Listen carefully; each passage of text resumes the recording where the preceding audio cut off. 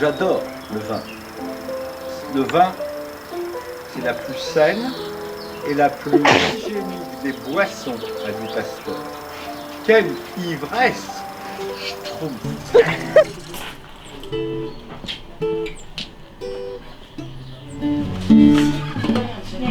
Pour te faire une beauté, tu joues aujourd'hui. Hein.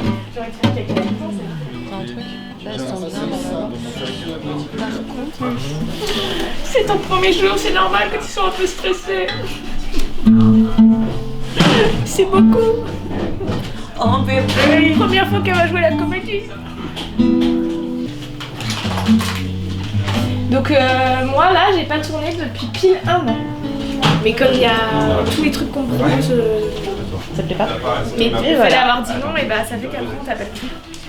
Et que t'as pas tes putains d'heures. Et là pour l'instant, Ouais. Voilà dans quelle situation je me retrouve. Putain Lolo. Fais du porno. Mais oui, c'est clair.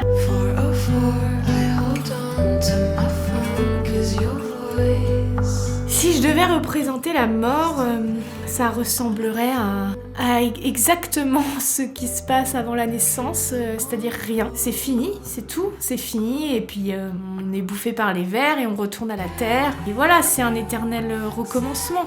Et d'autres êtres humains naissent, et c'est vrai que pour moi, les croyances en fantômes, les trucs comme ça, c'est vraiment aussi un truc très égocentrique de l'humain, de ne pas accepter qu'il peut n'être rien et retourner au rien, d'accepter de retourner au néant, au rien, et que c'est pas grave, et que ce qui est chouette, c'est d'être en vie là maintenant, de profiter de ça, et voilà, et après, bah, il y aura juste plus rien.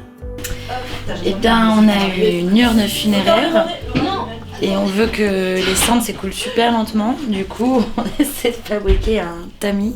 On a pris du sable qui était clair, du sable un peu blanc, et je l'ai teinté avec un petit peu de cendre pour qu'il soit moins blanc, un peu gris. Des cendres de cheminée. Putain, ça peut être drôle, hein. Je suis salsier. Ah la vache, ouais, il va falloir trouver une solution. J'arrive. C'est bien. C'est bien, je pense. Ouais, c'est bien, ça va être super long. T'as la braquette ouverte, c'est bon. J'ai toujours la braguette ouverte, c'est un vrai problème.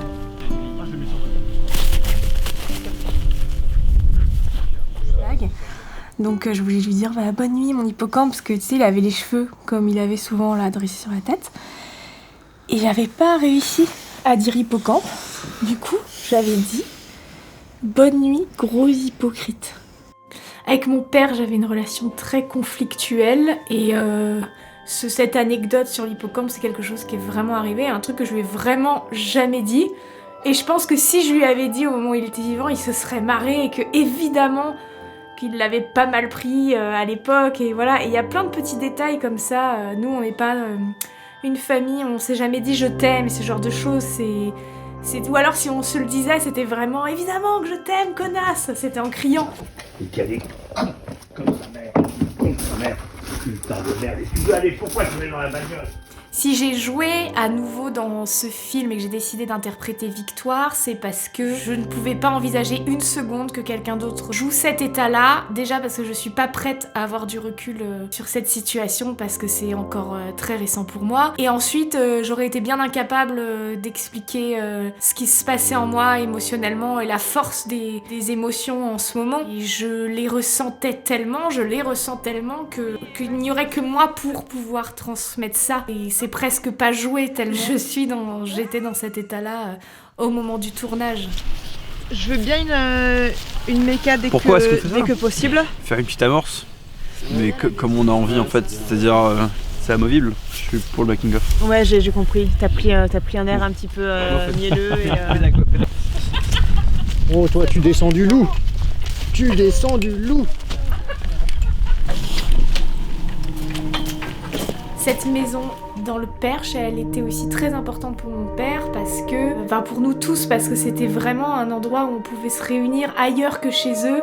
Il y avait un truc tout à coup, c'était moi qui devenais l'adulte, j'étais tellement heureuse de recevoir mes parents, et en même temps ça me foutait vraiment la pression, et parce qu'il y avait ce truc où tout à coup je me retrouvais à décrocher complètement de mon statut d'enfant. J'étais très fière de cette maison, j'en suis très fière parce qu'il l'adorait et qu'il était persuadé qu'on avait fait l'affaire du siècle. Il aimait tout, il était vraiment émerveillé par chaque pièce, par chaque arbre.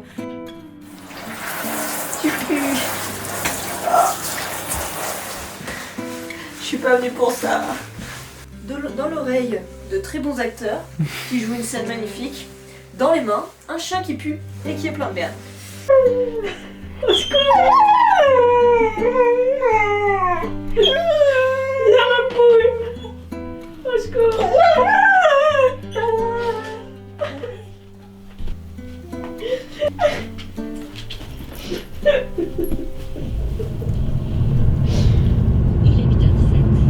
Non, je ne crois pas aux fantômes, malheureusement. Je dis malheureusement parce que c'est vrai, je suis très jalouse de tous ceux qui y croient, de tous ceux qui croient aux esprits, qui sont dans des trucs très spirituels. Malheureusement, moi, j'ai pas été éduquée comme ça, et au-delà de mon éducation, je crois en ce que je vois, et malheureusement, j'ai jamais rien vu. Et surtout pour avoir vécu ces derniers jours avec mon père, je peux pas croire qu'il y ait une force ou quelque chose. Et c'est trop brutal, c'est trop animal, et il y a un truc, tout à coup, ça nous ramène à notre profonde nature et le fait qu'on est juste un corps et qui est voué à mourir.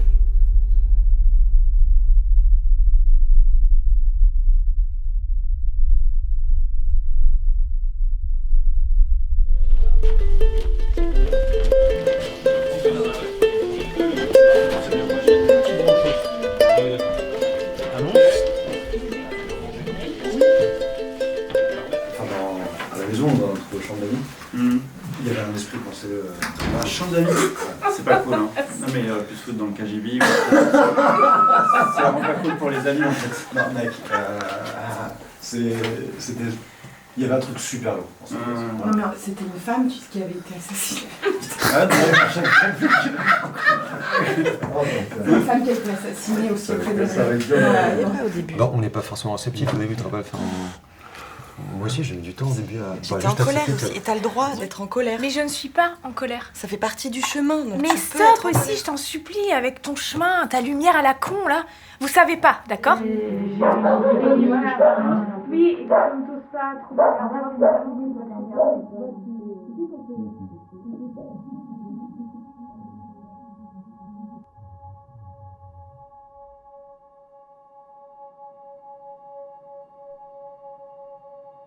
Et si je devais représenter la mort, ce serait le néant, un écran noir vraiment, et puis des vers qui bouffent un corps, et voilà, plus rien. Pour moi, ce qui reste, et ce en quoi je crois, c'est le souvenir qu'ont les vivants des morts. Et c'est, voilà, je crois au souvenir que j'ai de mon père, je crois en tout ce que nous avons vécu, mais je ne crois en rien aujourd'hui, voilà, il est mort. Et des fois, je débat avec des gens qui croient en ça. Et dans ces cas-là, j'aimerais qu'ils m'expliquent si vraiment il y a des esprits, etc. Donc ça veut dire que tous les êtres vivants au monde sont des esprits et il y aurait un embouteillage de malades. Je sais pas si vous imaginez quoi. Ça veut dire que donc il y a des fantômes fourmis, il y a des fantômes chiens, c'est impossible. C'est impossible. Il y aurait un embouteillage de malades et ensuite c'est terrifiant l'idée que ça puisse durer toute une éternité quand même. Toute la vie, que l'éternité. Et ben on est en train de voler je sais pas où, de faire je sais pas quoi, et limite je trouve ça plus flippant que le néant.